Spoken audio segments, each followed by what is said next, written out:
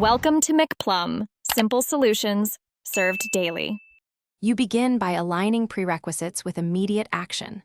Learn the math that underpins models, then code small proofs of concept.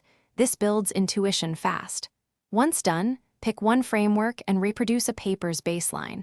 Make sure to track experiments with Git and simple logs.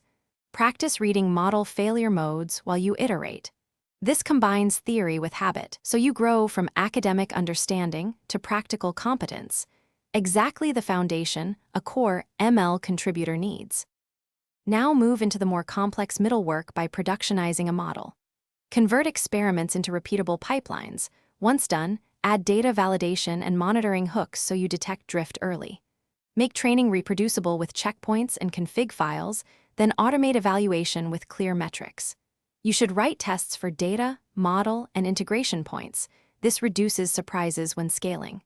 Practice profiling and optimizing hotspots because efficiency decisions matter when models serve real users. Finish by embedding yourself in a team and owning lifecycle responsibilities.